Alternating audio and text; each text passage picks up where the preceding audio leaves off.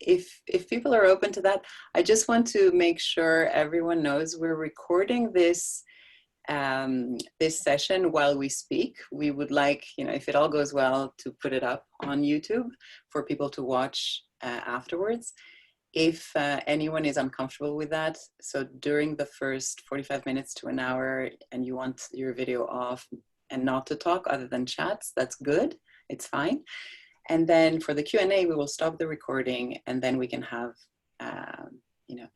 a more open discussion if you want. But whatever you guys feel comfortable with, I just want people to be aware that we are recording.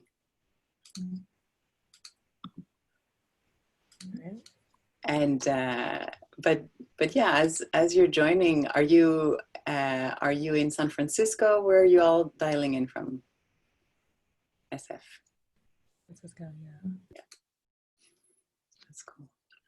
Hi, Amy. So I'm happy to start. I'm a mother of a 2-year-old who is asleep right now, so when she wakes up, I might have to step away. And I'm also a pediatrician in practice at San Francisco General Hospital, and think a lot about adverse childhood experiences. And so I'm curious from mom perspective, but also from a professional experience perspective. Excellent, excellent. Super, great to meet you, Amy. Yeah, thanks for hosting. Of course.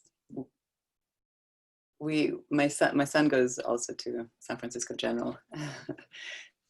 And as far as adverse childhood experiences, I've read a lot about the original studies, and the view that you will hear about here is a more nuanced picture of it. So we won't be talking about necessarily trauma with a capital T, but how potentially just the lack of balance between the stressors you experience and the nurturance and soothing that you're given can result in chronic dysregulation, even if there's no one particular big thing that would register on the ACE scale. So I like that view of it because it's broader, but I have huge appreciation for the adverse childhood experience movement, because it's really changed mentalities by showing the link between what happens to you when you're young and the sequelae, the results of that all through your life, not only in mental health, but also in physical health. Absolutely. And who else wanted to share a little bit about yourself and your child? Daniela, she was the first one to join. I can see her now. Hi, yeah, we recently moved to Tiburon, and I'm sitting on my patio now because my 2-year-old is sleeping. And I missed, was there something else No, that you're sharing? That's great. Just who people are and whatever they feel like sharing at this early, as we're waiting for people. We'll give people 1 more minute, I guess.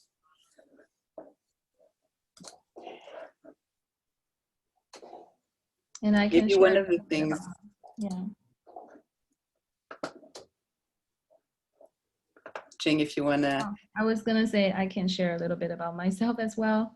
Yeah, I'm the co-chair of GGMG Parent Education Group. I have a close to 3-year-old and close to 1-year-old. And they both are napping now. So that's why I picked this time, hopefully. Give us a little bit peace. Talk about them.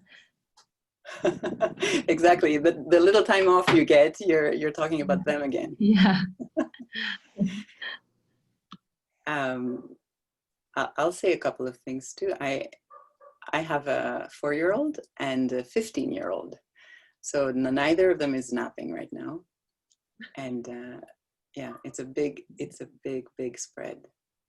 But it's wonderful to have both of them. So maybe as we wait, maybe we should start soon though. Yeah. Let's welcome everyone. As we said, so glad you can all make it. It's a nice weekend. And I think while we're talking, also, we'd like to invite you to maybe write in a text message in the chat session about what you think resilience means to you, whatever you think that in your mind. Feel free to share with the group. Yeah, meanwhile, let me introduce myself. Oh, I just did that actually. So although it seems the virus hasn't died down and we're still stuck at home and we have to do this virtually, thankfully, at least we can have a way to share knowledge and feel connected. I'm very happy to introduce this session with Victoria, the owner of Project Brain Heart. You guys can search that on the internet about her website. She shares tons of resources and knowledge about neuroscience and brain science regarding child development. Victoria reached out to us in February to offer a live session with new parents. We immediately hit it off after a phone call. I was really impressed with her knowledge in neuroscience and psychology. And I love how she explained these complex concepts in drawings, like cartoons. So we decided to meet in person in Petro to plan this event. And that was the last Kind of live. I know, it's a live in-person meeting. That was right before this whole craziness started. And it was the last time I've ever gone out to a cafe before this SIP in place. So here we are. Let's welcome Victoria. Thank you. Thank you so much, Jing, for the opportunity to speak with the Golden Gate Mothers Group about something I care very deeply about. I remember when we met, you because we had just started talking about the virus, you said, okay, I say hello with a bow. No shaking hands, yes. Exactly. I've been using that. I thought it was a very graceful way to salute each other. Mm-hmm. So I'll share a little bit about myself. I said at the beginning that that I have two kids, a 15-year-old girl and with whom I raised as a single working mom, and a 4-year-old that we're now raising as a family of 4. I'm also, by background, I'm Greek, but I was raised in 9 countries with 6 languages, French education. I came to the US for an MBA down here at Stanford 20 years ago now, and have been living a total of 13 years in San Francisco now. So in the process of becoming an American, you know, that's, but the perspective I bring is a global perspective, because I had my daughter in France, brought her up in part in Greece, and I see parents and mentalities all around the world, and I read a lot about those things. Now, in terms of work, Jing mentioned the website, which I had set up as I was educating myself on neuroscience and psychology over the past 4 years. That's what I've been doing.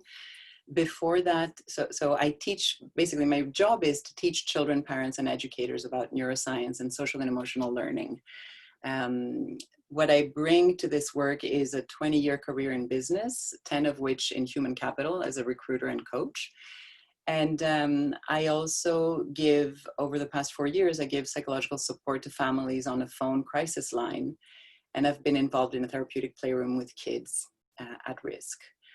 So what we're going to be talking about today is partly how the brain develops, and hence what are the best things we can do as parents to participate in our children's thriving.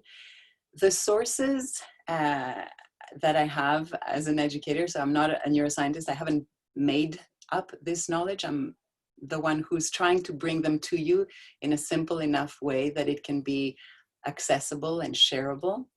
But my sources are very much academics and medicine. So I recommend a number of books. If you want to ask about them, feel free to contribute to the chat. There's a couple of podcasts that I listen to. Hidden Brain is very widely disseminated. Brain Science is a bit more in depth about the brain, but these are all either medical doctors or academics that are contributing to the knowledge. It's not, blog posts or something. What I bring to you, I have read from scientific sources. You'll find that these are really neuroscientists, and what I find interesting, although neuroscientists in their lab coats can seem like a very cold place from which to draw as parents, it's a little bit scary in the warm and intimate realm of our relationships to bring these scientists, but they have a very different perspective on why humans behave the way we do, why our brains do what we do. And I find that although it's a little bit scary to hear what they have to say to us parents, it's worthwhile. The instincts that we have, our intuitions, are worth questioning. It really pays to be humble. So the overall message of this whole presentation is going to be that resilient people are made and not born. Right? Resilient is not something that people just happen to be. This quote is from a neuroscientist and child psychiatrist who I read a lot of or listen to on YouTube, and you can Google his name and you will find a lot. His name is Dr. Bruce Duncan Perry. And he says, children become resilient as a result of the patterns of stress and nurturing that they experience early on in life. Okay, so that's the overall message. So for those of you whose babies are going to be waking up and who need to go, you've heard what this whole thing is about. I want to make two promises to you. One is that you will come away from today with a practical tool for raising more resilient children. And two, the promise that this will be a safe place for sharing and reflecting. So while Jing and I talk, we will record the session so that we can post it to people who weren't able to be here live. So you can contribute via chat, you can have shows of hand, but then at the Q&A, that's when we'll open the mics and the videos, and that part we will not upload. Okay, we might record it for us to kind of learn from the experience, but we will not upload it. And that's when we'll go into discussions about the way we parent if we're all still around. So we want this to be a supportive forum and an authentic one. Okay. So let me start with a story. I want to start with a story of a hero. This is a heroic altruist. And the reason why I start with heroes is that heroes go above and beyond their own fears to do something extraordinary for others. And this is one of such cases. It's spring of 1942. We're in Amsterdam, and Marion Pritchard is on her bike. She witnesses army men brutally loading Jewish children on a truck. And some women are furious and react. They get loaded on the truck as well. She stands powerless as everyone else around and shocked. And from that moment on, she resolves to save as many children as she can. So for years, she puts her life in danger. She steals, she lies, she even kills an officer. And ultimately, she's able to save 150 babies and children. Wow, amazing courage. It is indeed amazing and extraordinary. It's exceptional. There's less than 1% of the population who were rescuers in the areas that were dominated by the Nazis. There have been since many studies to try to understand how heroes of the Holocaust, but also heroes since, like they call them extreme altruists. There's TED Talks about them. You can see there's a literature around that to try to understand how they think and feel, but also how they are made, right? And that's connected to resilience. So we want to get to that. I see. So how do we define resilience? So I'd love to invite people if they want to write that in the chat, but in the meantime, I'll jump right in. So here's a simple way to see it, to define both resilience and vulnerability or sensitization. So we we typically spend our days and our lives in one of 4 different states, okay? The first one is the base case. We're okay, right? That's most of us today. We're able to deal with our responsibilities towards ourselves, towards our circle, towards our family. We are able to maintain our trajectory, hold our job. You know, we're doing okay. We're emotionally regulated. We can get excited. We can get fun and nurturing to others, but we can also get frustrated. But when we're frustrated or stressed about something, like me about this presentation today, we're still able to hold it together, to think, to plan, prepare, you know. So even though I'm stressed, I would still say I'm okay, right? I'm in this general category today. Now, at our best, we go above and beyond. So this is, you know, when we become mothers, we often feel like, okay, I'm a caregiver. I am, you know, so much more than I have ever been. I would consider that, yes, initially we feel that we're up there. Little by little, caring for our family, parts of it are very much the okay bit, right? We're just okay. We manage to put food on the table for ourselves and our family. That's expected. Above and beyond is when you find the extra reserves, the extra energy to actually do something more for more people beyond your circle. So that's on the good side. On the other side, we can get stressed and anxious, very agitated. That's when we start losing our ability to self-control. Here's where we're angry, fearful, chaotic. Some people get impulsive and unhinged. At the beginning of COVID, for example, you know, my husband, who's on the kind of has a tendency to plan and get anxious, and you know, he was very very controlling. Like, okay, we need to do this and this and this and this. A lot of planning, but a lot of heightened tension, right? I, on the other hand, behaved on an even further extreme. So this, if you want, we can call this the fight or flight mode. There's danger, but you still think you can survive, and it's up to you. So your heart races, you're able to motivate yourself for action. I, on the other hand, immediately went to freeze. That's the other response, which we don't talk about as often, but fight or flight is one, freeze is another. And that's when you become dissociated. Many people, when they go into burnout or depression, that's where it is. It's when stress is overwhelming, we shut down, we get detached, we get numb, we get spaced out, we're disconnected, we're not available, we have this flat tone.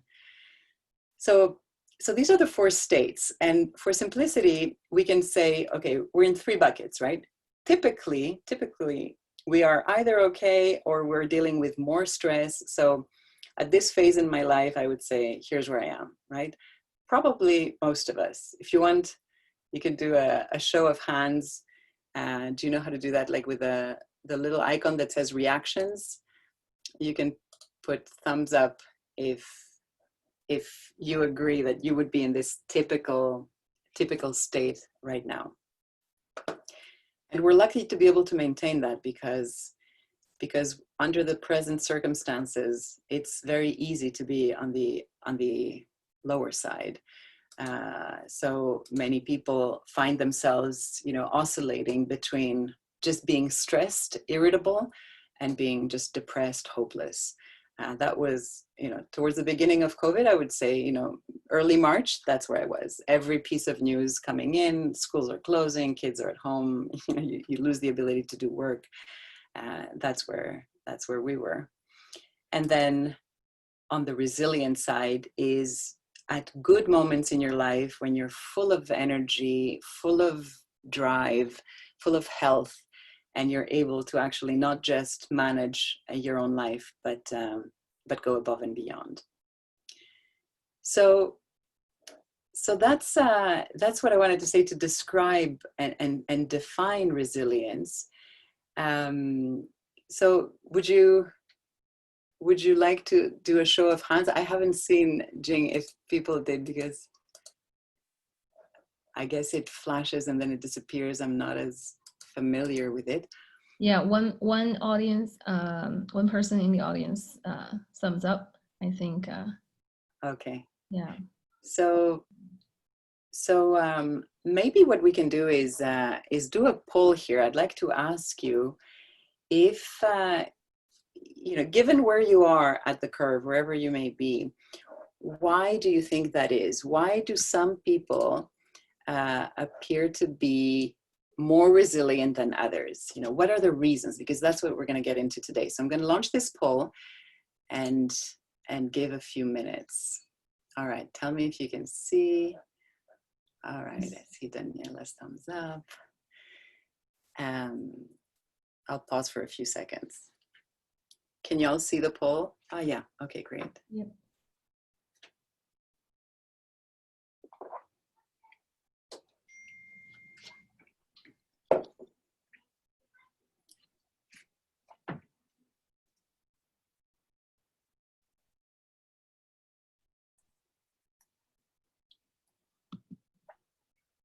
I think we have 6 out of 8 people answered.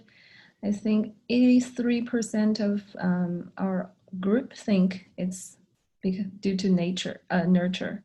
They experience patterns of stress. That's great. That's wonderful. So wait, share results. What does that do? Does it say? Okay, fantastic. Right. Okay. So that's great. I mean, we're on the same page here, and you know, I did mention it in the introduction, so maybe some of you had a few things in mind, but I put these 3 answers because, you know, they're all correct. Part of it is genetic predisposition, part of it is specific skills, and that's what a lot of people look for when they want to take a resilience class. Like, okay, just tell me, what do I do to become resilient? And then most of us understand rightly that actually probably the biggest driver for resilience is what you've experienced, and what you've experienced in terms of the pattern of stress and soothing that you've received in life, and especially in the very young years. And that's what the hero studies show. So if you read some of the literature and ask me in the chat, and I can give you some references of sources, there are 2 characteristics that stand out as significantly more common in the family environments where the rescuers grew up than in the families of bystanders. And again, bystanders are 99% of people. The 2 characteristics are secure attachment. So there were more families that were cohesive. They showed mutual help, commitment, affection, a support of children's autonomy. And those results, the secure attachment results in psychological strength. So there's more independence, risk tolerance, decisiveness, as opposed to more impotence, passivity, and indecisiveness. And 2, and this might raise a couple of, this might raise a few eyebrows, they were not disciplined, okay? In the rescuers' families, there were not many rules. Behaviors were guided by reasoning and repair, not by punishment. And that's quite significant. I mean, when we're thinking back to Marion, that was the mid-40s. She was raised then in the 30s, very different mentality in continental Europe. But what they're finding is that, okay, not all families were like that, but to a much greater proportion, the parents tended to use benign behavior. So not to resort to corporate punishment, which was legal and widely used. They would minimize the power differential between them and the child. And that results in a more integrated moral identity and values that are internalized. When you do something wrong and the adult who's around, who's caring for you, guides you on how to repair either the damage or the relationship that you've just damaged. And then they, you know, they guide you to repair and to reason. How do you notice next time this happens? How can you do it differently? You know, that teaches empathy, responsibility, and self-efficacy. You become just a better functioning adult. I see. So to repeat what you said, Victoria, studies show that Many more rescuers grew up in families with two things. One is secure attachment, and the other is no discipline. That really surprised me. Really? No discipline? So what did they do instead? So it is surprising because we tend to think of discipline. I mean, it's hard to define discipline. Some people think discipline is you wake up in the morning and you do your exercise or whatever, and wow, that's amazing discipline. But here I've heard the word used with to discipline a child, and we tend to think in this culture that strong characters are shaped by strict rules and consequences. So that kind of military sense of discipline. And that's where, indeed, I wouldn't agree with that definition of discipline. The discipline of, having routines that prioritize physical exercise, that's a great discipline for brain development. But let's first back up. Indeed, there's two things to understand: how to build secure attachments and how to guide behavior.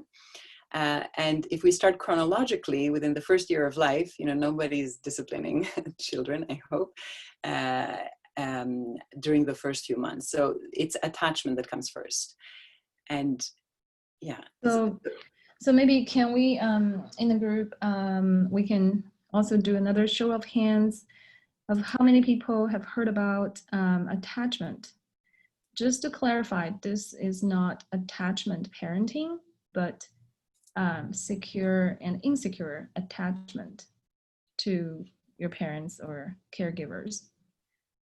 So those who have heard of attachment, you can do a thumbs up. You can do that in the reactions that I was surprised that I had never heard. You're using, yeah.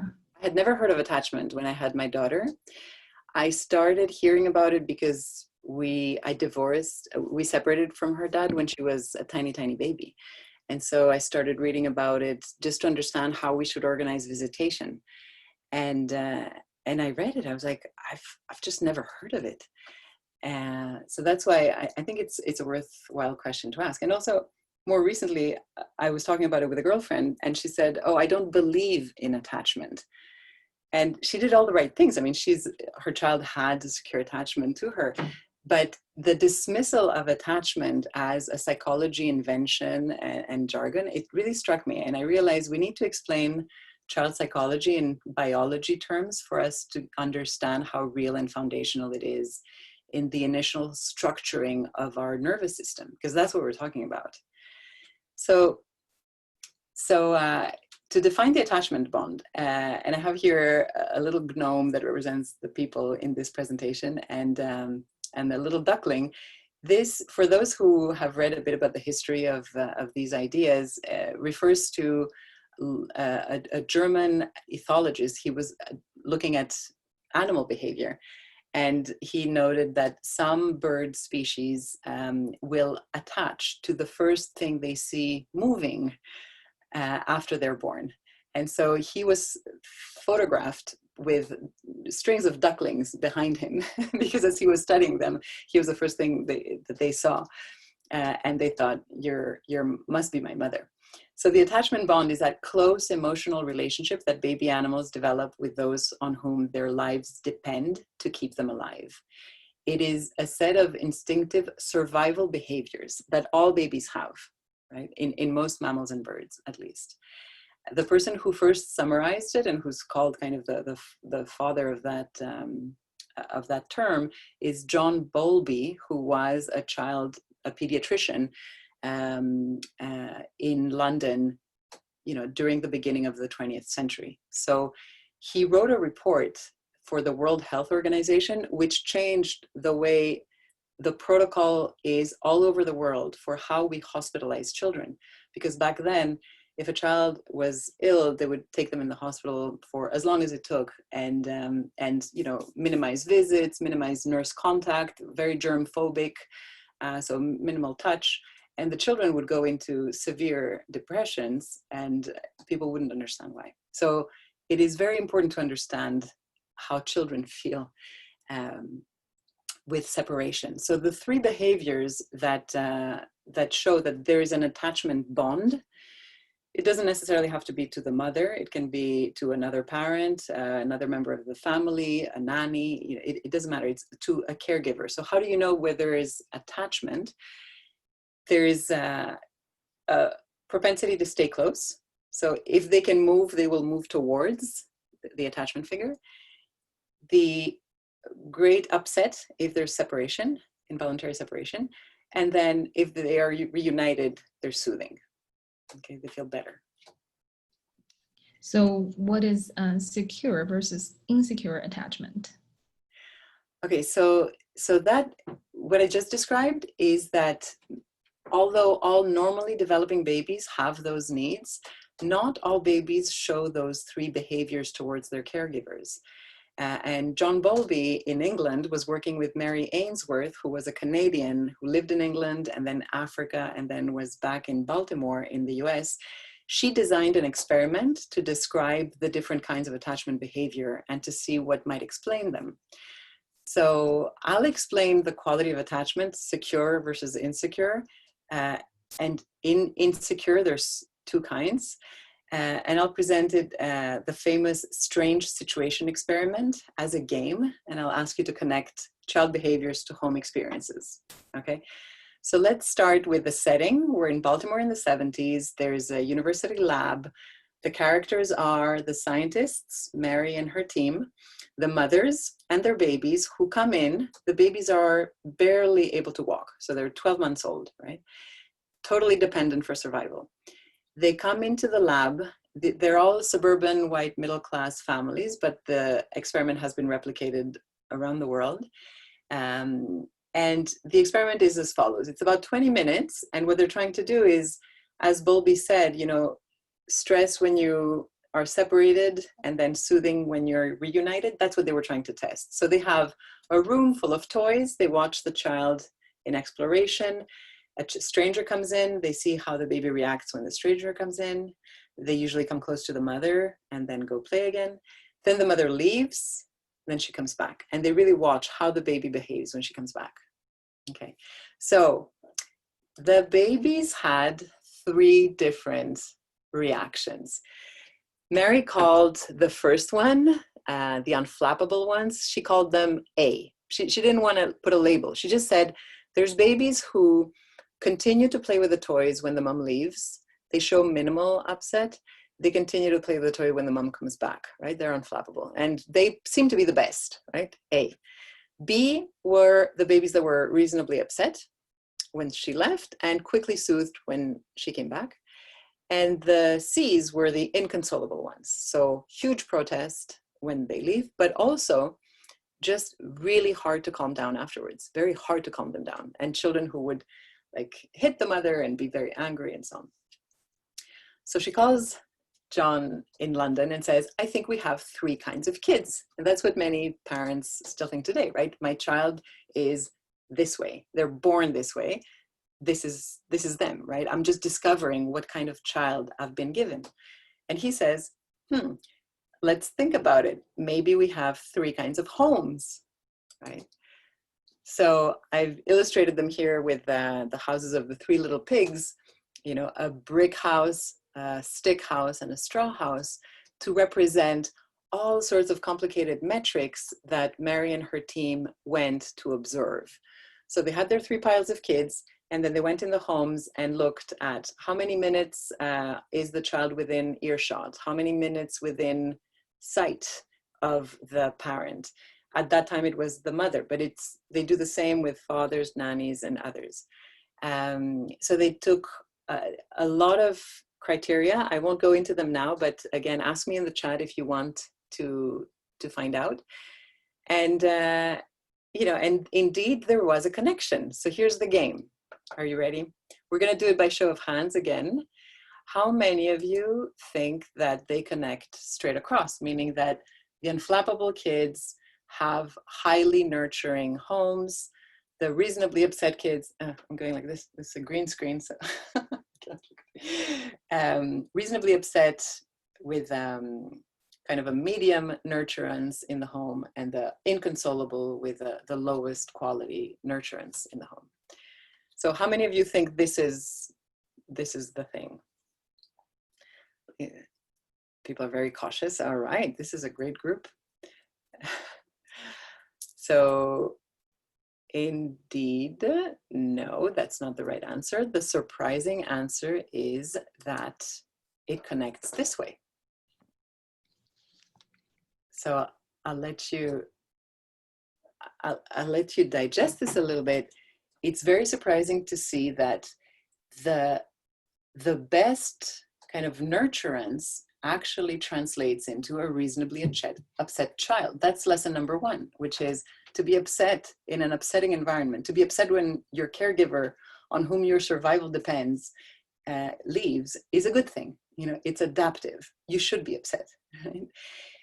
When the nurturance is not as reliable, what tends to happen is that you're more into this activated state where you protest and you turn up the volume of your protest because you really want to make sure that you get the nurturance you need.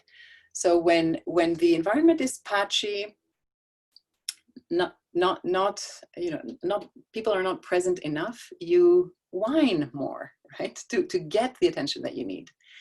And when you've lost hope that anything is coming, that's when you shut down. So this is your freeze response.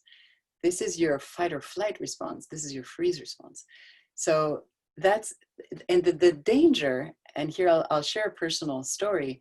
So I was hospitalized when I was 2 months old for a long period of time for a 2-month-old, right? For like 2 weeks. So that's like 25% of my life at that time. And no contact, pneumonia, it was Germany, and they're like, no contact, you know, the mother can come, maybe see you from a window, and that's it. And then my mom always said, you know, you were such an easy baby, right? If your older brother was sick, I could take care of your older brother the whole day, and you would be so nice, you know, letting me do that and sit in your poopy diaper all day, and it was no problem. So what happens is I had an early experience, but then it kind of snowballed from there because you're easy to neglect, right? When you're easy, because you're not whining, you're not asking for help. And, you know, and then that stays as a propensity to kind of shut down, right? So that, beware of quiet babies. It's not resilience. Maybe people think, okay, unflappable means resilient. It's very important to know the difference. Yeah. So I think I actually wouldn't feel too bad when my kids whine so much and exactly get upset so much. Yeah. At least they speak up. Exactly. So if our child is insecurely attached, is it us parents' fault? Like, is it something we did wrong? So that's, I mean, you're getting to the heart of it and to what I said at the beginning, which is so dangerous in terms of talking about attachment. It gets many people upset, both former children thinking, oh, was I neglected then? And it gets parents upset thinking, okay, I'm really responsible then, to a far greater degree than I thought. So yes, the relationship of the main caregiver with the developing brain is huge. It's huge. There's not only one main caregiver. Usually today there's 2 or 3, not as many as in the proverbial village, you know, when there was an extended family and cousins and everyone. Today there's usually 1 or 2 parents and possibly a caregiver. But these people together indeed are quite able to shape a child's nervous system. In addition to that, there's the whole environment. There's millions of interactions that the child will go through in the first month of life. If things are very chaotic in the house and there's no, you know, predictable time when we will eat or sleep, or too many people coming in and out, and I have no idea who are the people that are responsible, that's an environmental thing. It's not that the parents are less good or less attentive. It's that the environment is way too chaotic for a child to develop well. So to your question, I would say, yes, to a great degree, the responsibility is with the main caregivers, but the environment is far more than just that. And here's you know, we can take a specific example of how neuroscientists would see it, right? There's a baby, that's their day, like the day begins and the day is going to go on. This is a flame, it's a little stressor. So the flames are going to be the stressors, and the droplets of water are going to be the soothing, right? So baby wakes up in a good mood, they're playing, right? So they're getting aroused. The white line is going to go up and down, and it shows states of arousal. You get aroused or you get calm. The pink band says that you're still within control, right? You're within the range of normalcy. If you go above, you're dysregulated, right? So here's what happens. The baby plays and is very excited, and then it gets hungry. So that excitement, on top of it, it gets dysregulated, upset, cranky, irritable. But then, we eat, the baby calms back down. And over a whole day, you will have these ups and downs, a few tantrums, a few whines, a nap time that will reset everything, you know, and you go up and down. The way you build resilience as a parent, right? How do you build this secure attachment that we call? It's basically you orchestrate experiences between the little flames and the little droplets. You orchestrate the life of a child so that it goes up and down, stretching its limits a little bit. You're getting them to do harder things. Okay, now let's try the bike without wheels. You know, let's go faster. Now let's jump higher. But at the same time, I'm here to catch you when you fall, right? Or you fall and I will soothe you afterwards. But you have this, the pattern has a certain balance, right? And the stressors are not overwhelming. Like, not one of them in and of themselves are like Hurricane Katrina or a pandemic. A pandemic would hit a tiny child in a different way. But there's no like natural catastrophe or an attack or cases of domestic violence. Those can be enormous flames that are just in and of themselves traumatic and, you know, unmanageable. But you don't need to get into that trauma with a capital T to have a dysregulated child. You can just have the absence of soothing. Let's say this child, he's facing the same, you know, notice the flames are the same size, right? But there's no droplets. So he gets upset, there's a tiny bit of smoothing, but it wasn't enough, you know, to get back down. Then quickly he gets upset about something else, and then upset about something else, and all of a sudden you have a kid who's tantruming, and you have no idea, because you're like, but wait, we just went to the beach. The beach is supposed to be relaxing. But there's the sun, they were hungry, there was wind, there were people they didn't know, you know, there's all this novelty, and poop, poop, poop, poop, poop, and they're out of control. And if this happens again and again and again on a daily basis, you end up with sensitization. You would have a child who's not only always kind of beyond their range, but also that the range, it doesn't grow. You don't become more resilient. Your range of being calm is actually pretty narrow. So that's, I like this because, again, it's a neuroscientific reading of a psychological notion of security and insecurity in attachment. And this just says, as your brain gets built, if you have a nice roller coaster, then you will develop security. And if your roller coaster is all over the place, it is probably a little bit more dangerous. It's not that you can't get out of it, because the brain is plastic, but it's harder. So it's not just about the relationship between the parents and the nannies. I mean, between the child with the parents and nannies.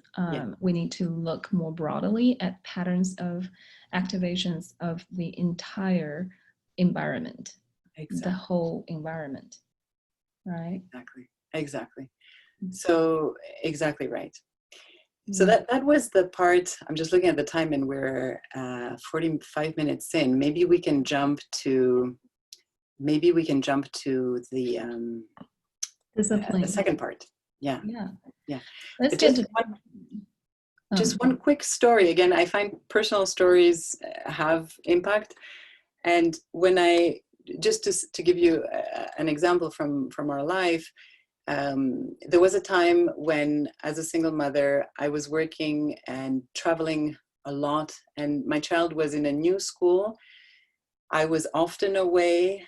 The schedule and the coordination with her father was not at its best. So sometimes she would expect someone to pick her up from school, but the other person would show up, or neither of us would show up, and the school would be calling, and I'd be missing the call because I was on the flight. And her life was not great. She was not doing great during those months. And we took her to a therapist who told me that the spontaneity, he put it really nicely, he didn't call it chaos, the spontaneity was not great for her, that she needed to know, to have a schedule. And I had this contempt for routines and schedules, but I heard, and decided to try, and I saw how much she craved that. Okay, on Monday it's going to be this way. And what about Tuesday and Wednesday? And when we started writing things down, things really, really changed. So now I see that with the second one, when we're planning anything, and I know that there's going to be a lot of transitions. Transitions are tough. I say, okay, first this, then this, then this. And even if it's things he doesn't want to do, he loves the idea that there's a sequence. Well, that's very good to know. I think, as you mentioned, that we probably should go into the second part of this. Yeah. The one that's going to raise a lot of discussion. Yeah. So we talk about secure attachment, and then now we're going to talk about discipline or no discipline. Sticks and carrots. Yeah. How do we best guide child behavior? Exactly. So we, again, if people want to contribute, I don't see the chat because I turned it off because I don't want to be distracted, but you keep an eye on it. Sure, Jane. yeah. If people want to write down what they use, I will, what rewards and punishments you use at home with your children. Feel free to share what you're comfortable with. What I'll tell you as you do that, I'll tell you what I hear about more commonly in the US. So first I hear that, people like having rules, to explain them, to enforce them with consistency, to not disagree in front of kids about them. They think consistency is important and rules are important because you nip things at the bud early. So I've heard that a lot. Rewards, people like point systems, either to give a sticker or a treat or money or to grant privileges. For punishment, people think about timeouts or withdrawing privileges very often, so try to make punishments be constructive. And then there's an awareness of a need to minimize anger, slapping kids or lashing out with violence. And so parents are well aware of those things. Yeah, I think for me, definitely. Check. I do all of these. So what do the superhero studies recommend instead? So what this disciplining studies, because there's studies there, the superheroes recommend what I'll get into in a second, but what the disciplining studies show about the sticks and carrots approach is that it's just less effective. Disciplining studies also look at corporal punishment, and that's a whole other area. I have a hard time believing that it's not outlawed, and many people just find it is legal still in many countries to do things to unprotected children that you would get in jail for if you tried to do it on an adult. But anyway, that's a topic for a different day. So they show that sticks and carrots of whatever form, they need to escalate. They are very quickly not effective anymore, and kids tend to become manipulative. If they're focused on a reward, they'll walk all over each other to be helpful so that the parent can give them a sticker, but they're not being considerate in the process. So here's what the neuroscientists emphasize instead. So you can have sticks or carrots, or you can have the ice cream. That's the one that was on the poster to advertise today's event. This is again from Dr. Bruce Perry. He says, that there's an approach to calming a dysregulated child. just the same as there's an approach to building a brain. Biologically, there's an order in which things happen, and the order is from the bottom to the top. First you regulate, then you relate, and then you reason. So what do these things mean? Let's say you have a very upset child. The first thing to do is to see if you can soothe that body. Let's say it's a baby, you'll probably pick them up, right? If it's a teenager, you might put some music on in the background. You know, just the rhythm, the rhythm will soothe everybody. Then, so that's just, you're focused on the body and the lowest parts of the brain. So this corresponds, all right, so here, I'll step back for a second and I'll tell you, the ice cream cone, that Belgian waffle, is the body in my picture. The first ball, that decadent, gooey chocolate one that you put first when you build an ice cream strategically, the way I like to do it, is that all this chocolate is going to melt here at the end. That's your reptilian brain. That's 80% of your neurons are in the lowest areas of your brain. So the cerebellum, the pons medulla, the midbrain, the brain stem, all of these areas regulate what we don't have to think about to stay alive. Breathing, blood pressure, pH, glucose levels, just everything that we don't think about. On top of that, we have the limbic system. I think many people have heard of the amygdala, the hippocampus, the HPA axis, or the dopamine reward system you may not have heard about, but that's the limbic system. That's like a raspberry sorbet on top of the chocolate. Still very tasty, smaller, but there. And then on top, the prefrontal cortex is that vanilla on the top. We could even turn it into kind of whipped cream because it takes a lot of space, but it doesn't have a lot of the neurons, and it mainly talks to each other. It talks within itself. The prefrontal cortex, that's the decision making. Okay, it happens in the end. A tiny baby will not have a very well-functioning prefrontal cortex yet. Okay, so going back to how we soothe the baby, pick it up, hug, and then relate.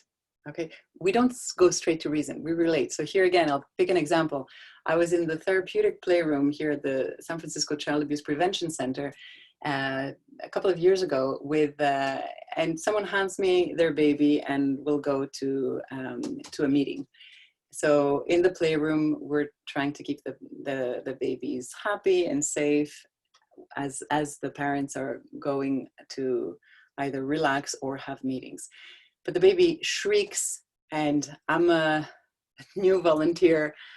I pick the baby up. Okay, so that's the regulate part. And then I go straight to reason. I'm like, look, your mom's going to come back. She's coming back in 45 minutes. Here, I walk you to this and I'll show you the window of the meeting room. Here's no effect at all. And then there's another volunteer who very graciously comes, picks up the baby from me. So she's also starting with regulate. But she sat down in front of the door where the mother left. And she says, you're so sad.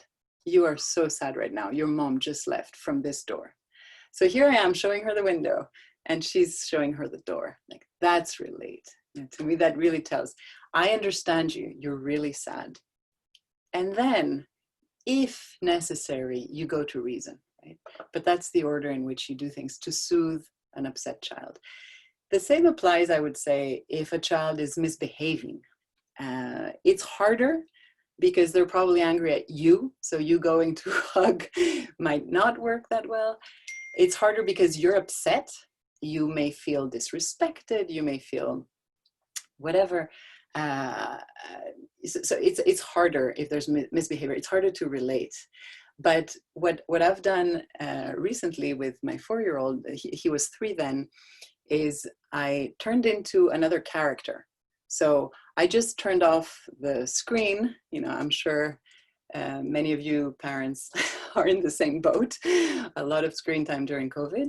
You turn it off and the child just goes nuts and doesn't want to talk to me, wants to hit me. And then I suddenly go into my bear voice and I go, oh, Philip, you're upset. And I transform into a cartoon character. I haven't even put on a costume. I just change my voice. And then he starts talking to me as though I am a bear. So his imagination, says, mommy's not fun. She just turned it off. And I'm like, I don't like to see my best friend so upset. I'm relating to him. And then I'm like, but why did she turn it off? You were watching for too long. Okay, But then you do the same. You do the same thing basically. You can do it with your friends. You can do it with your colleagues. It's kind of a universal thing.